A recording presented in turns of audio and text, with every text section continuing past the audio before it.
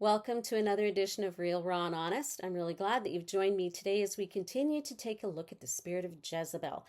And as I mentioned last week, this spirit can be very destructive and it causes a lot of damage everywhere that it goes. And it actually has a reason for who they want to associate with. And it's never friendship, it's always to get what they have, right? So they want to move up the ranks. And so if they'll set their sight on the most powerful person in the room. So if you're the pastor and they're in your church, they're going to want to be close to you. Whether they're male or female, they're going to want to buddy up. They're going to want to do nice things for you. They're going to buy you golf passes if they're a guy, and take you out golfing, take you out for dinner, get you a room at a hotel for the weekend, pay for your ministry trip. They're going to want to give money, more money. They're very generous people. And so you'll find that there are some things that are very common among the people who carry the spirit. So I'm going to say this. If you're wondering and you're going, I think I have, one of the ways that for me through the years is that whenever I'm in a relationship and I'm finding this person seems to be too good to be true, they're just so funny, they're pretty, they're handsome, they're very amicable, like they draw people around them, and you think, oh man, they just seem to be just a great individual all around. I'm not saying that makes them someone who carries a Jezebel spirit, but I would tuck that little flag in my back pocket and I would go, I'm just going to keep this here for a little while because I might need to remind myself of that. But one of the ways that you will know is that through the years for myself, there was many times that I would find myself going, man, this is crazy making. This thing that's happening here, it's crazy making. I feel like I'm losing it. Like I feel like I'm having a conversation with this individual and I was there when this thing happened, but now they're telling me that's not actually what I saw. That gaslighting thing, that's a part of what Jezebel likes to do because she likes to pull those situations and those circumstances around to what's going to benefit them the best. And so the reality is that it's those kinds of things that make them very dangerous. Like I said last week, lying is not something that they think is wrong. They have zero problem doing it. They'll come and have a conversation with somebody and they'll tell a lot of partial truths. They'll say things that will make you go, yeah, that actually makes sense. But it's not the full truth. And they have a way of spinning their story that makes the person they're talking to unwilling to go to the other person to find out what the rest of the story was. So they're really good at manipulating the situation so that the people that are listening to them are going, yeah, I can see that. I can see that individual doing that. Oh man. And even to blatantly outwardly lie about something in a way that causes other people to think that the pastor is absolutely unfit for the role that he or she is in.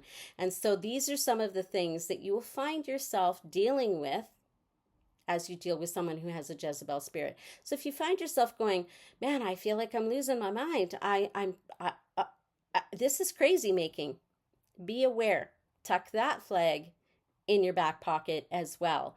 We don't ever want to walk out and we don't ever want to step into something prematurely and to say with a decision, oh no, I know for sure that this is what that is. No, we don't want to do that, but we do want to make sure that we don't get caught in the crosshairs. Not to say that there's any way that you can absolutely make sure that that's not going to happen if you're dealing with somebody who has a Jezebel spirit. They don't care who they trample on to get at the top, get to the top. They just want to get to the top. And that top doesn't have to be one thing in specific. It can be a series of different things.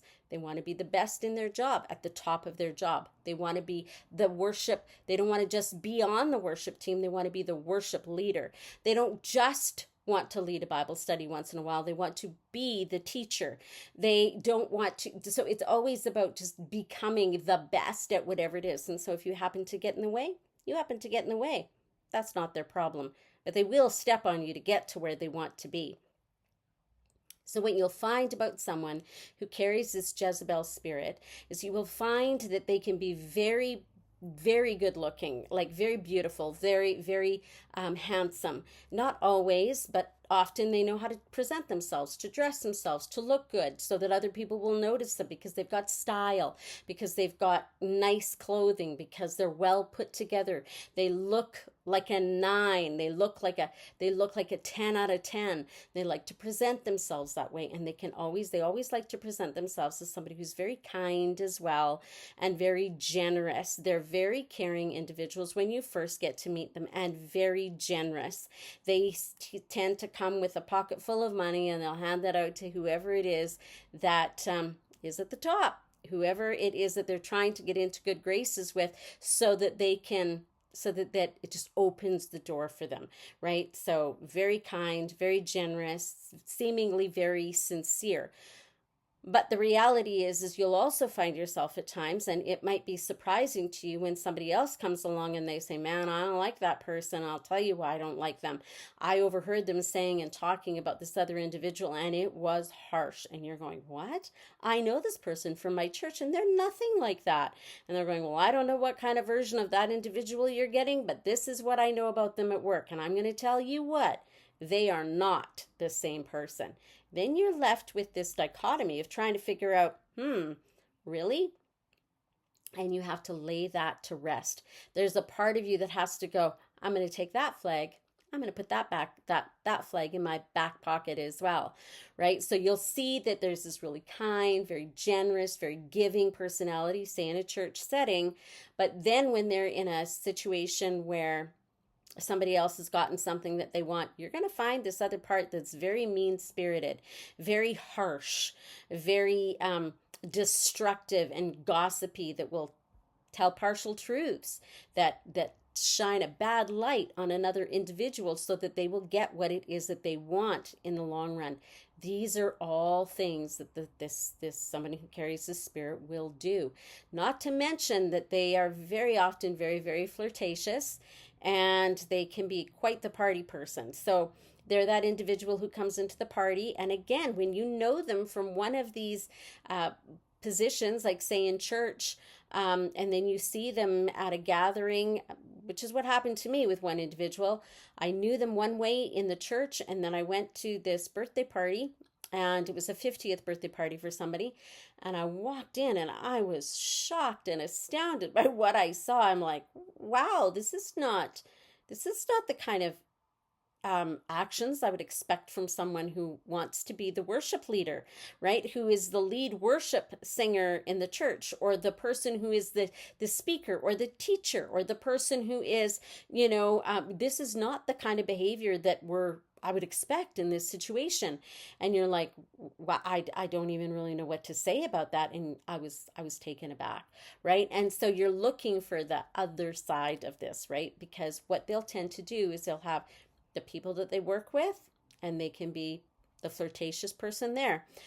The church people, they'll be the person that's holy and righteous, and the person that's kind and generous and giving, and can tell you all the reasons why you need to do these X, Y, and Z things, right? And so you'll see this person over here, and then you'll see this person over here, that when they get together with family, that they're the gossip person. They're sitting in the corner and they're having conversations about other people. And so you'll see these 3, 4, 5 different sides of an individual, and you'll go, wow, I stick that in your back pocket. Put it in your back pocket. Because the thing is Jezebel will not want to show all of her faces to any one individual. Now, when it comes to the spouse, that person will know the different faces of this individual. When it comes to the children, they will know the different sides to this individual, but they will not say anything, because it's easier not to than to pay the price of revealing something that individual who carries that spirit doesn't want anybody else to know. Consider Jezebel and Elijah. When Elijah came forward and he said, that wicked woman, Jezebel, she tried to kill him. And so just keep that in mind, because that's the same kind of thing that's going to happen to you or to the family if they decide that now is the time for them to be able to out this individual. They're not going to want to do it. And so, because the price is costly, it's steep, it's a harsh thing, right? So the thing is too, you might feel guilty, or the other people that are around you may feel guilt because you're questioning the other person's character. So you might go, man, I do know this person from church. I do know this person in my business. And man, I think, yeah, I know them this way, and you're telling me they're this, and you're going, what's the truth here? And you might feel guilty for questioning that, or other people might carry a guilt because you've questioned something, right? And that's a part of this thing that they do too, because they want to make sure that people are on their side. And yeah, they can be vicious. Make no mistake. Remember, Jezebel tried to kill Elijah. So the thing is not only will Jezebel twist your words when you say something, because she will, or he will, that the spirit will twist the words that you come out with, and you will say, well, this is what I said. I didn't mean anything bad. And especially text messages or emails. If you write a text message or an email, they're very easily offended. And so that whatever it is that you write can be read in a way that is received in a different manner than which you intended it to be, right? So just bear that in mind.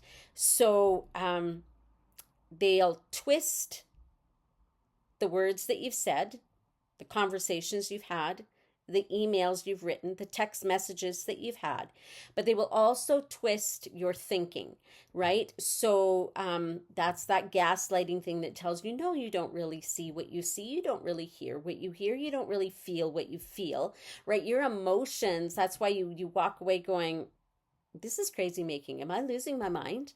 That's where that comes from. So when you find yourself in a situation with somebody like that, and yes, it can be your pastor, yes, it can be the lead intercessor, yes, it could be any individual, and the spirit of Jezebel does not just reside in the church. She resides everywhere, anywhere that there's an open door. And like I said, it isn't the spirit of control as much as it is the spirit of lust. They want position, they want power, they want authority, they want to be seen, they want to be heard, they want to be the one on the poster, they want to be the one that everybody comes to, they want to be that individual. And so be cautious when you start to see that in somebody, because they will twist your words, all of those things, in order to have other people see you the way that they want the other person to see you. And also, they will twist the things that you say or the things other people say for the same result in you. So crazy making, it's a little bit crazy making.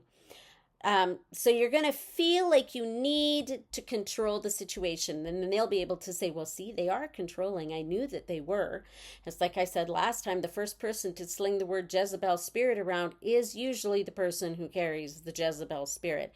If you hear somebody saying, oh, this person has a Jezebel spirit and that person has a Jezebel spirit and this person wronged me and I didn't see they had a Jezebel spirit, take that little flag and stick it in your back pocket, because those are clues that the person you're talking to is probably the one with the Jezebel spirit.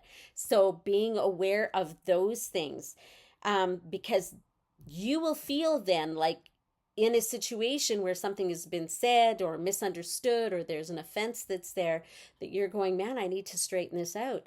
I need to come in and I need to, because that's not what happened. And then you walk in and you try to explain yourself, and that's the worst thing you can do. Trust me on that, because that will not go well for you.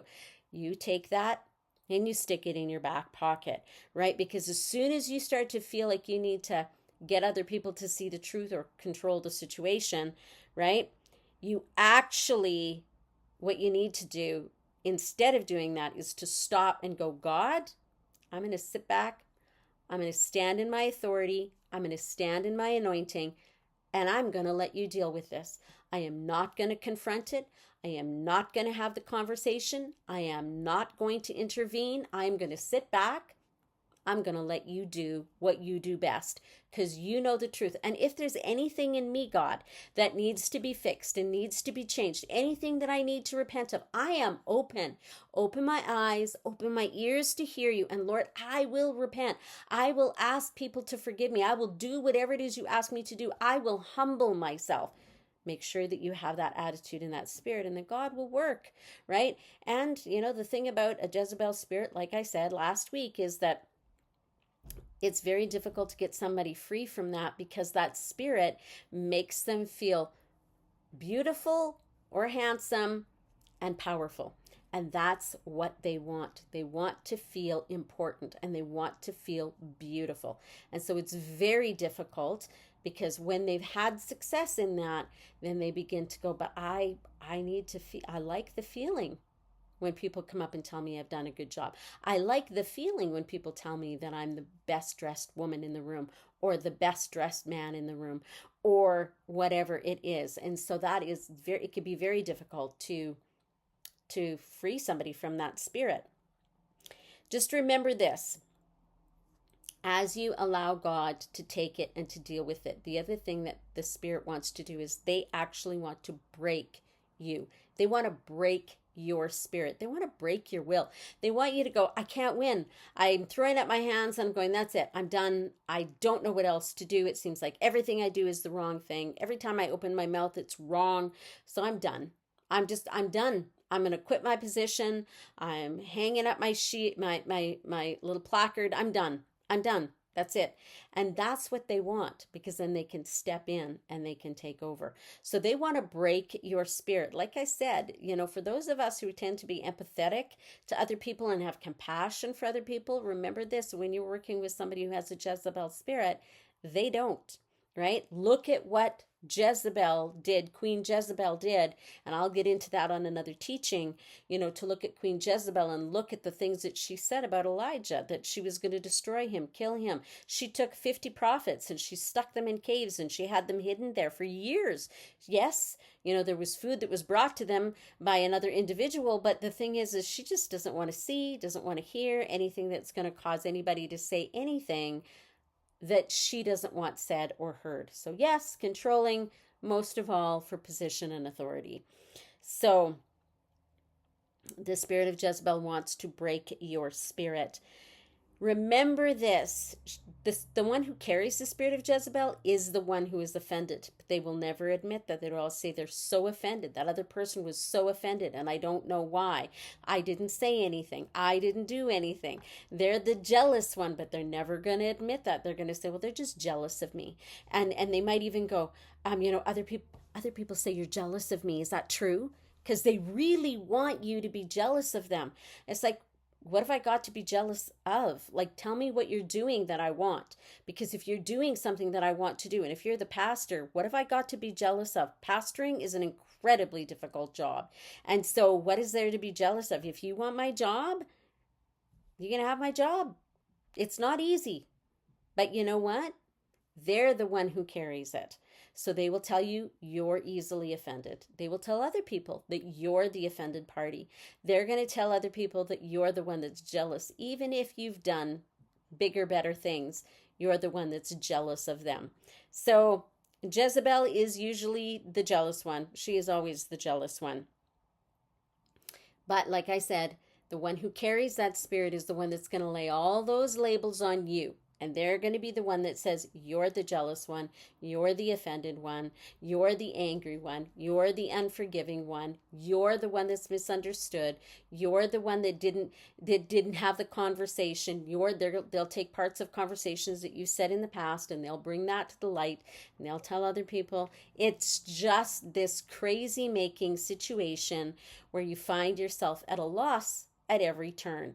And so be aware when you start to see that, back up, begin to pray about it, remove yourself from this situation, ask the Lord to deal with it, and take that flag and stick it in your back pocket. You got quite the load of flags already in your back pocket just today as we've been talking about this. So then it comes down to, what do I do with all these flags? You lay them out and you go, I don't see any green flags here. Honestly, I see some yellow ones. I see a lot of red ones. So what do I do then? Well, that tells me then, even in the church, what we like to do is we like to give people a third and fourth and fifth and 10th and 15th turn to, let's give him another chance. But, sometimes you just have to go, you know what, this person, they have it out for me. They have it out for my position. They're not being kind. They're not being gentle. I've gone through this a couple of times with one individual. And I can tell you this now, the boundaries are high. And that's I'm believing not going to happen again. And so you have to take those flags out and you have to look at them and you have to acknowledge that God is speaking something and we need to hear it and move forward with what you know, because the mudslinging will continue, because the gossip will continue, because the slander will continue as long as you're in the vicinity. And know this, even when you've removed yourself from it, you're going to find out that those things are still continuing. And part of it is that they just can't be silent. They don't know how not to talk. They must tell their story to somebody else. I said this years ago and it's so true. It's like a little nugget from heaven that fell into my spirit, and it is this: someone who carries the spirit of Jezebel must be the victim and the victor at the same time. They have to be the one that is the victim and the overcomer at the same time. So it's kind of like, look at me, woe is me, my story is such a terrible one. This person, these people, this church did all of these things to me, but I am going to rise up above it all and I'm going to become the person that God called me to be. Victim and victor, victim and overcomer. So that's really does well kind of put out there what you're going to be dealing with when you see this individual. So again, that's a flag. Put it in your back pocket, right? So when you find that they're the one that never take responsibility for their emotions, we all get jealous from time to time. I don't know any individual, and I myself included. There have been times I've looked at someone and I've gone, man, I'm kind of jealous about that, right? Like, I wanted that position. I wanted that thing. And you might feel a little bit of jealousy.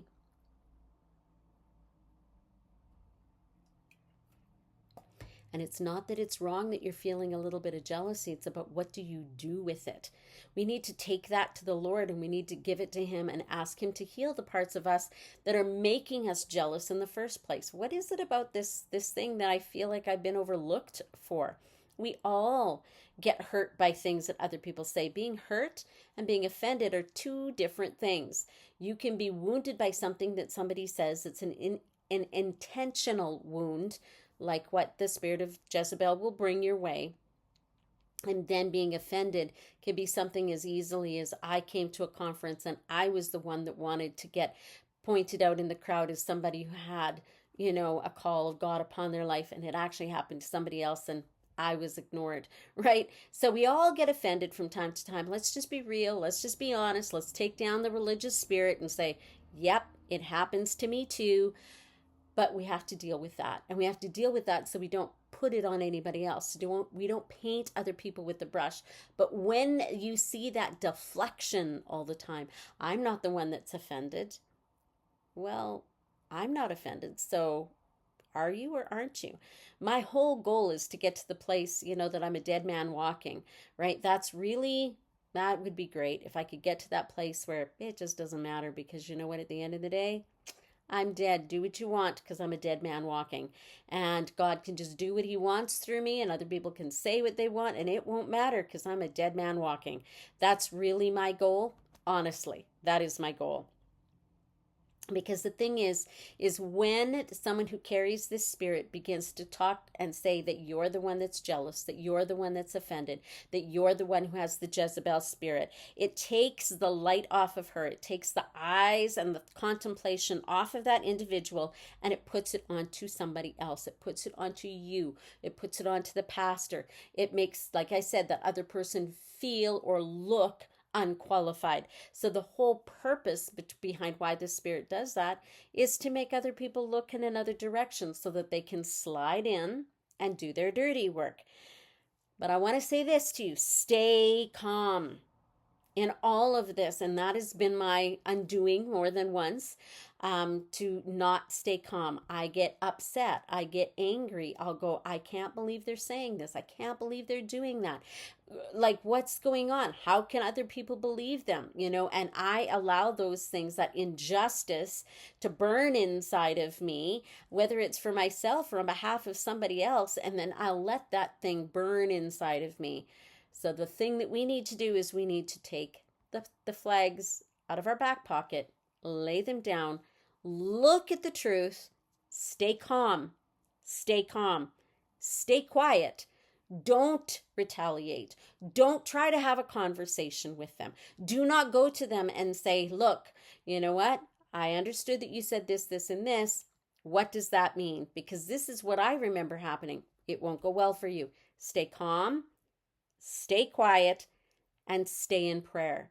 Stay in prayer and do not take what you've seen to other people. Do not jump into that ring with them. It will not go well. Like I said, it's taking that, staying quiet, staying calm, and staying in prayer. Being in a place of surrender to the Lord in your spirit, a place of vulnerability, a place of being real, raw, and honest before the Lord and just laying it all out in front of Him. Yes, I'm frustrated. Yes, I'm angry. Yes, I'm hurt. All of these things are coming at me. Other people are believing it, and that angers me. Allow yourself to take that to the Lord and say, please help me. I'm giving it to you. I'm surrendering it to you. Please have your way in my life. Just cleanse me from all of this. Let me mature and grow in this, because as other people did this to you, it's being done to me. Help me just to release it to you and lay it at your feet. So that do not retaliate, that's a big deal, because that is only going to make it worse. Stay calm, stay quiet, stay in prayer. Do what you do, and if you have to leave for a little while, step outside the ring and leave for a little while. We're going to go into, as we continue here, I might stay on this topic for a little while, but just remember, when you are dealing with someone who carries the spirit of Jezebel, I might actually go into 2 Kings and talk about it from that point of view, to kind of give you an idea of how the Lord helped me to see that this is the spirit that was trying to bring destruction, because that is what a spirit of Jezebel will do. They will rise to the top, but they will always cause destruction around them. So be encouraged today. I appreciate each and every one of you. Please leave a comment, leave a like, subscribe, and share with somebody else that you think could benefit from this content. You have yourself a great day, and we'll see you next week.